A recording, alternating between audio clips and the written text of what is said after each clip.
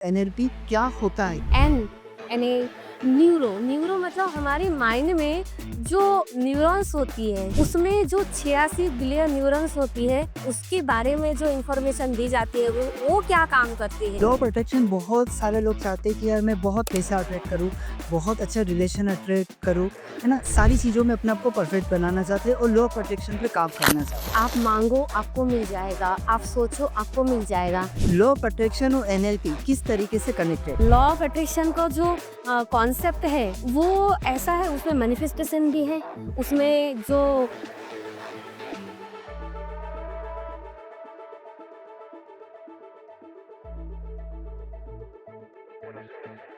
कहा जाता है हमारा माइंड बहुत ज़्यादा पावरफुल है। अगर हमारा माइंड हमें सब कुछ लाकर दे सकता है, अगर हमारे पास हमारे माइंड को अगर हमने अच्छे तरीके से सेट कर लिया, लाइक अच्छा रिलेशन, अच्छा हेल्थ और मनी, ये सारी चीज़ों को हम आसानी से अट्रैक्ट कर सकते हैं। तो आज हमारे साथ में स्टूडियो में मौजूद है लक्ष्मी मैन और ये एनएलपी एक्सपर्ट है। तो चलिए इन्हीं से हम जान लेते हैं इनका इंट्रोडक्शन और एनएलपी किस तरीके से काम करता है, एनएलपी क्या होता है, ये सारी चीज़ें। मैम प्लीज़ आप बताएँगे हमारे दर्शकों को एनएलपी के बारे में? एक आपका पहले शॉर्ट इंट्रोडक्शन दीजिए, देन एनएलपी के बारे में बताइए। जी, थैंक यू सर, आपका इसके लिए बहुत-बहुत धन्यवाद। सबसे पहले तो एनएलपी का अगर मैं 1-2 लाइन में अगर बोलूँ, तो एनएलएन यानी न्यूरो मतलब हमारे माइंड में जो न्यूरॉन्स होती है ना? उसमें जो 86 बिलियन न्यूरॉन्स होती है, उसके बारे में जो इन्फॉर्मेशन दी जाती है, वो क्या काम करती है? वो किस प्रकार से वो चीज़ों को रिसीव कर रहा है, कोई चीज़ों को, कोई इवेंट को, उसके बारे में बोला गया है। माइंड का न्यूरॉन, है ना? और जिसमें बोला जाता है कि 86 बिलियन न्यूरॉन्स है, उसमें एक जो न्यूरॉन का जो डेटा अगर मैं बोलूँ, तो उसमें बोला जाता है कि 1 जीबी मतलब कि 84 जीबी के बराबर एक न्यूरॉन्स होती है। इतना बड़ा उसमें मतलब कैपेबल होता है उसका। और लैंग्वेज अगर मैं बोलूँ कि न्यूरो हो गया और फिर आते हैं हम लोग लैंग्वेज में।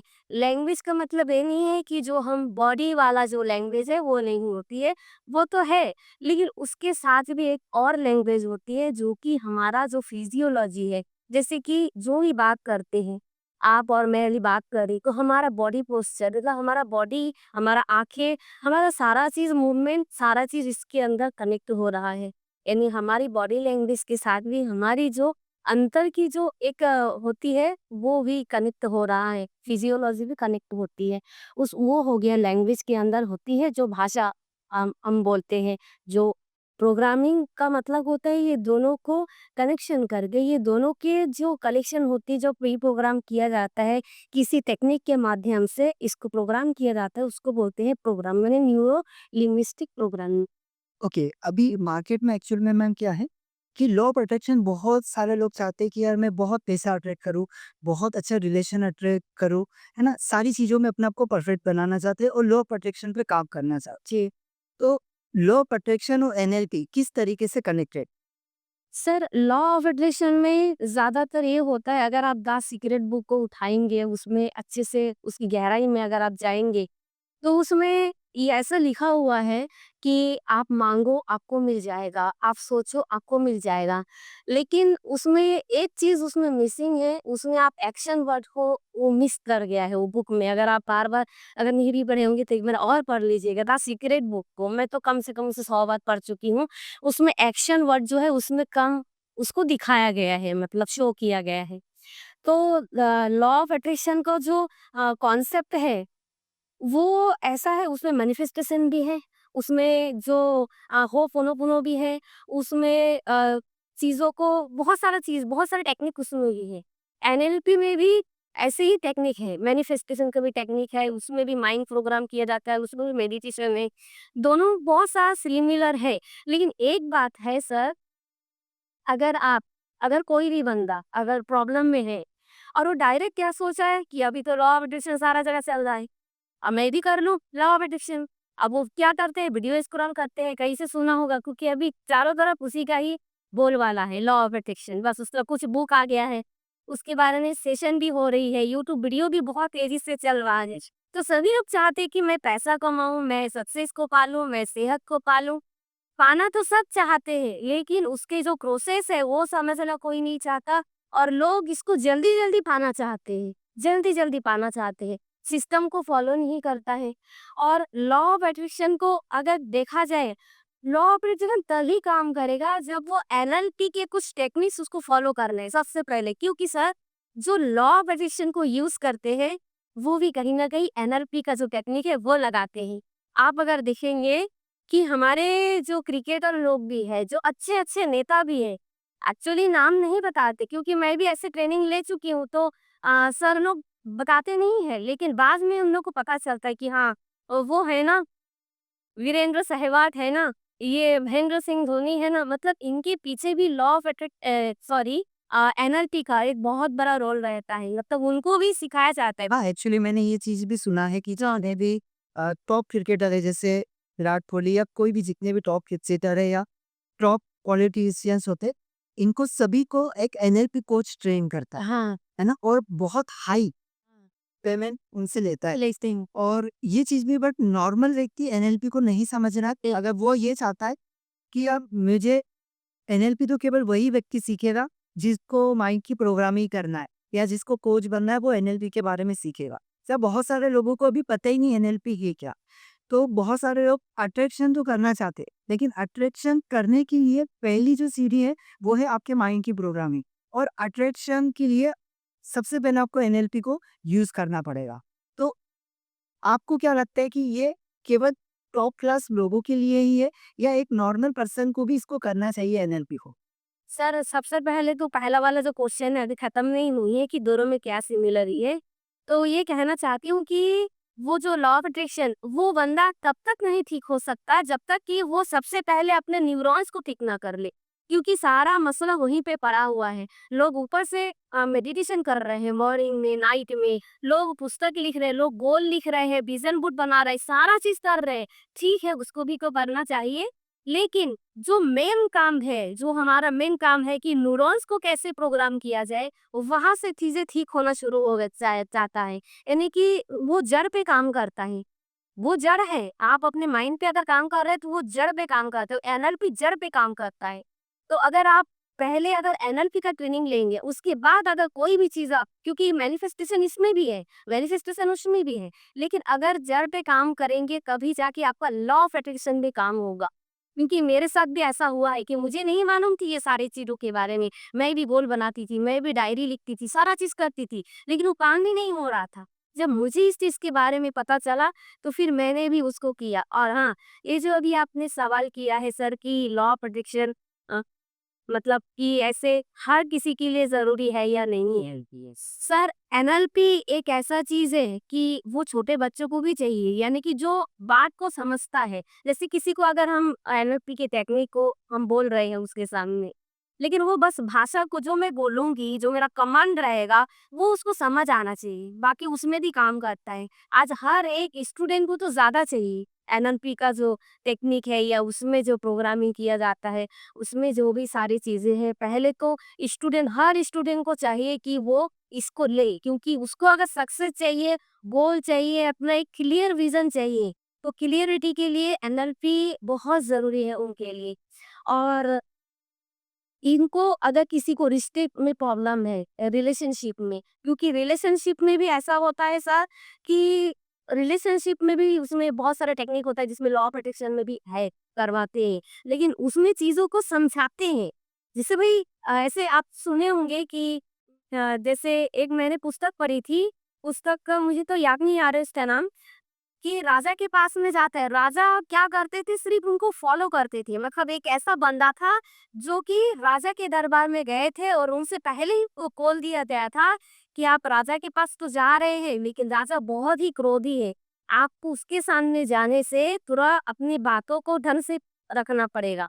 और उसको बताया गया कि ये कुछ-कुछ टेक्निक्स है जिसमें कुछ फिजियोलॉजी के बारे में बोला गया था। और उन्होंने राजा के दरबार में जाके, चूँकि राजा बहुत गुस्से वाला था और कुछ वो भी ऐसी बातें बताने वाली थी कि राजा को एक्चुअली में गुस्सा आने वाला था। तो वो जाके सिर्फ़ राजा को क्या किया, सिर्फ़ उनको देखा, उनको मैच किया, उनके बॉडी लैंग्वेज, उनकी जैसे हम और आप ऐसे नॉर्मली बैठे हुए हैं। तो देखिए बहुत सारा चीज़ इसमें भी हम लोग कनेक्ट हो पाते हैं, तो धीरे-धीरे वो सामने वालों को एलएनपी की मतलब कि जो सीखता है उसको बहुत सारा चीज़ वो नहीं जान रहा है कि सामने वाले के साथ कैसे उठना है, कैसे हम चीज़ों को मैच करते हैं। लेकिन उन्होंने वहाँ पर वो चीज़ किया और एक्चुअली में राजा कुछ भी नहीं कर पाए। तो ऐसे ही होता है, तो ये हर वर्ग के लिए ज़रूरी है। एक उतना ज़रूरी है कि जो रिलेशनशिप में है, जिसका फैमिली है, जो बच्चे हैं, उनके लिए ज़रूरी है, जो बिज़नेस में है, उनके लिए भी ज़रूरी है क्योंकि सबसे ज़्यादा एनएलपी सेल्स में काम आता है सर। बहुत ज़रूरी है सेल्स में। और मैम मैंने ये चीज़ भी एक्चुअल में सुना है और एक्चुअली मैं थोड़ा बहुत इसमें जानता हूँ। जी, तो हम एनएलपी सीखे या ना सीखे लेकिन वो जाने-अनजाने में हम काम कर रहे हैं। काम है कर ना? हमारे हर चीज़ में वो काम आ रही। तो इसका जो पूरा श्रेय ही जाता है कि भई ये पूरा का पूरा प्रोग्रामिंग से डिपेंड है। है ना? कि हमारी क्या प्रोग्रामिंग हुई है। तो थोड़ा-सा प्रोग्रामिंग के बारे में आप समझाएँगे कि प्रोग्रामिंग क्या होती है? और जाने-अनजाने में हम कैसे एनएलपी को यूज़ करें? हाँ, देखिए, जैसे एनएलपी में क्या होता है, आप हर डे मैं अगर आपको एग्ज़ाम्पल दूँ, तो एनएलपी में बहुत अच्छा-अच्छा टेक्निक्स होते हैं, रिफ्रेमिंग होती है, सब मॉडलिटीज़ होती है, फिर हैंड और मतलब माइंड को हैक किया जाता है इसी में प्रोग्राम में, है ना? फिर उसमें 6 स्टेप रिफ्रेमिंग करके प्रोग्राम होता है, एंकरिंग होता है, जो कि बहुत ही फेमस है एंकरिंग का जो और ये जो एंकरिंग वो नहीं है जो हम हाँ, जैसे लोगों में ऐसा लगता है कि एक तरफ़ा तो स्केच मिला के हाथ बात करनी या कोई कॉमेडी करी तो नहीं, ऐसा नहीं है। वो एंकरिंग अलग है।